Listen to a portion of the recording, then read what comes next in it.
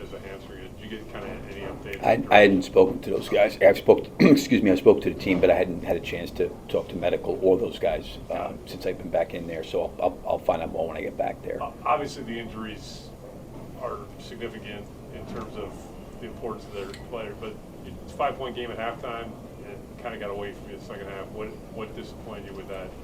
Well, I think it's the same situation we walked into, quite honestly, when whatever it was, we dropped 7 or 8. Yeah.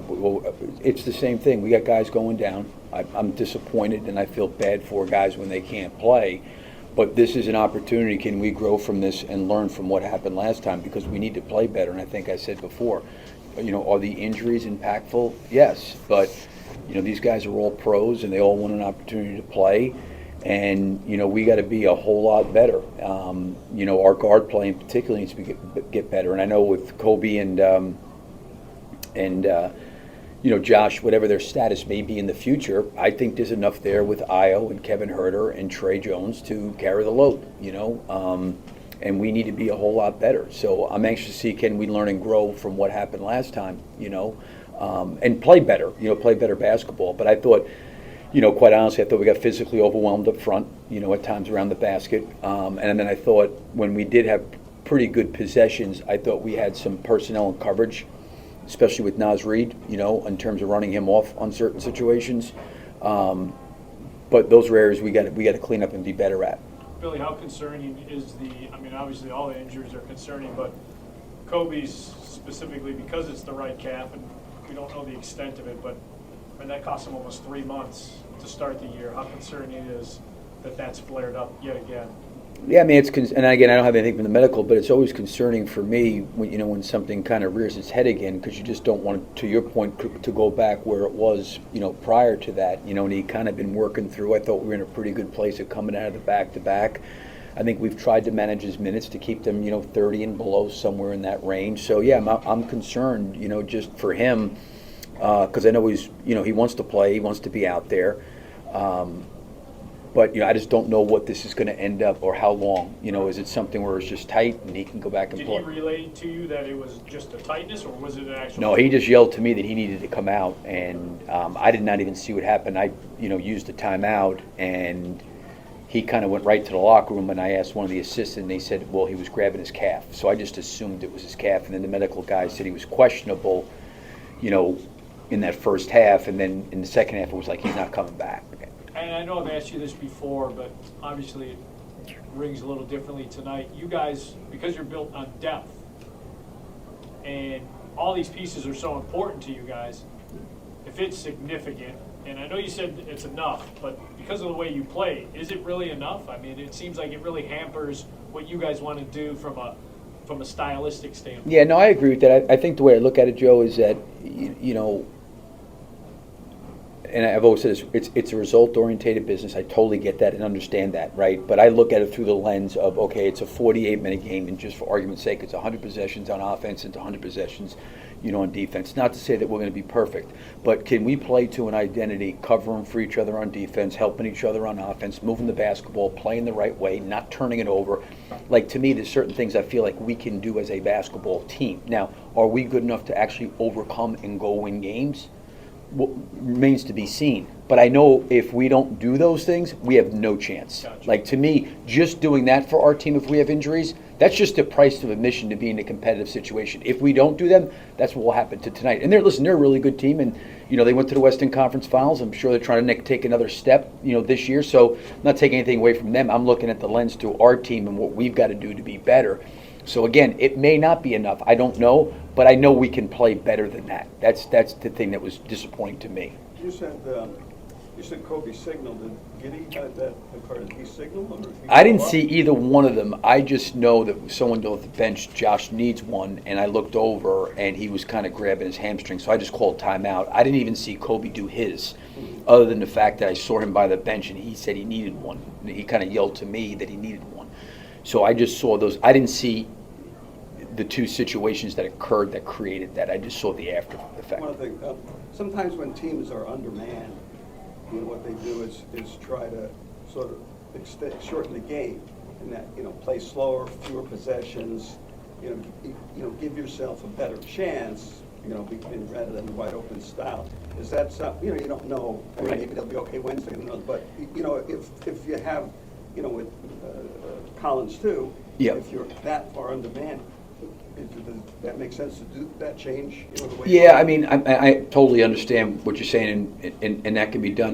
The problem is, for us, would be, like, listen, there are times physically we can be positionally at a hard spot, where,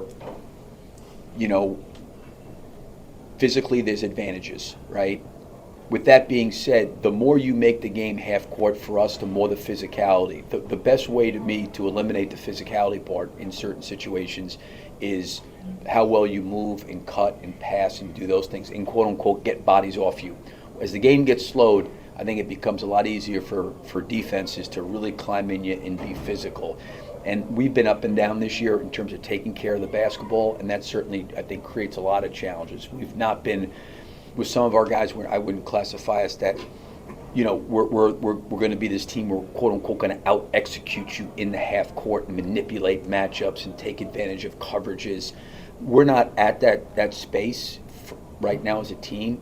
So I think for us, there's enough depth that we can still play 10 guys. And I don't think that changing the identity would be the best thing for the team in terms of us competing right in, right out.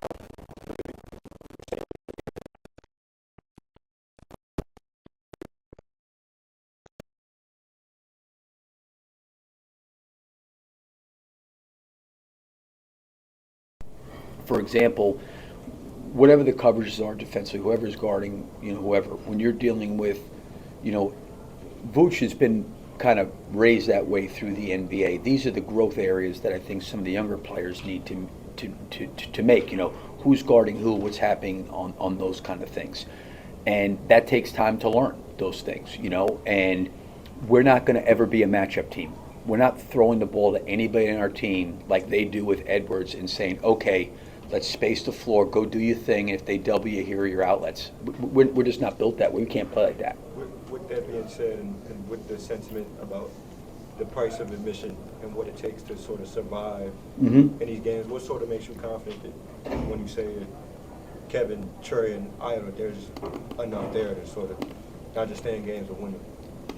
I don't know if there is or there isn't. I'm not saying there is or isn't. I just know that those guys, and since you're bringing them up, we all can play better. I can coach better. Our staff can be better. We all can be better. That's all I'm saying. I don't know what that leads to, but, to me, I've always looked at it this way. Sometimes people talk about winning all the time, and that's what we're here to do. It's a result-oriented business.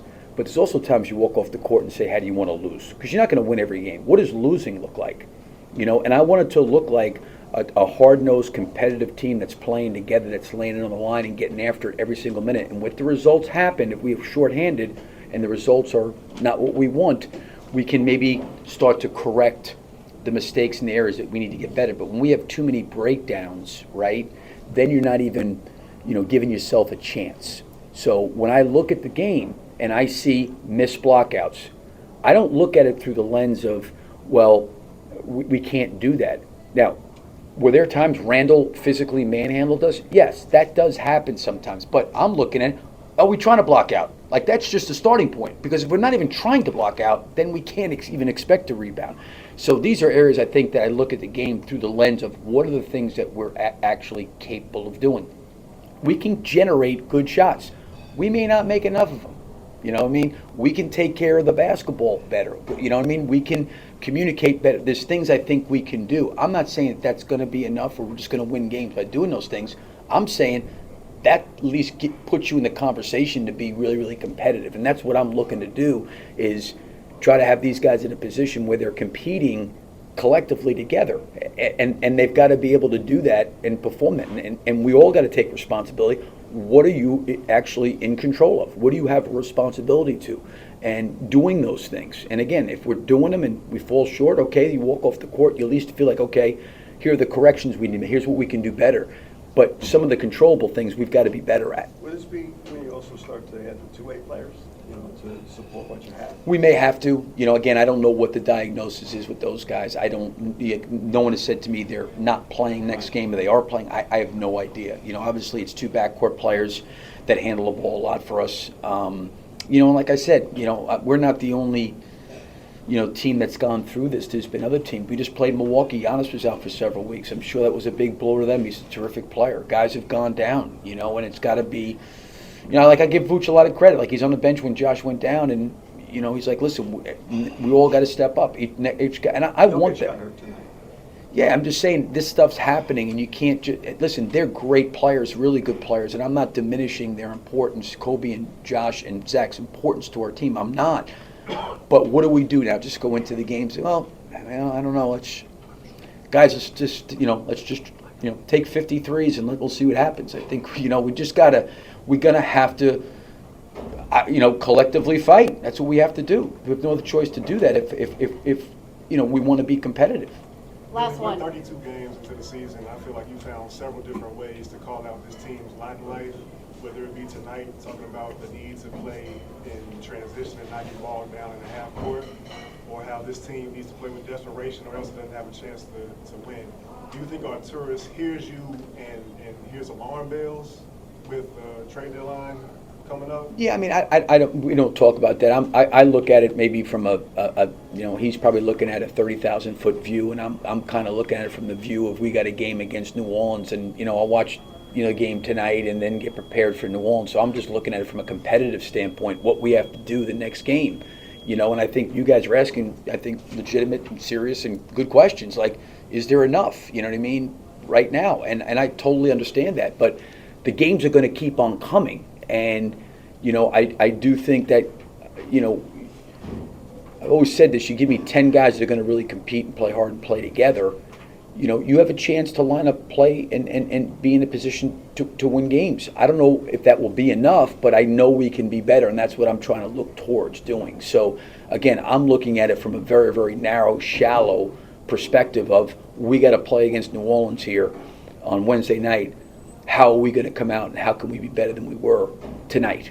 You know what I mean? To give ourselves a chance, because we didn't really give ourselves a chance tonight. The game kind of got away from us, and you don't want to go into every game with a game just away from us, and we're trying to make excuses that we have all these injuries, we can't win. I think it's a disrespectful to, the guys in that locker room. Guys need to step up. This is a great opportunity. They're all pros. They all want to play. And I think maybe Joe asked me before the game, about Patrick, and I'm sure internally he's probably disappointed he wasn't playing. He's been a great teammate. He's been a great guy, but he's got more of an opportunity now. These are the things everybody gets a chance to step up for each other. Thanks, guys. Thank you, Billy.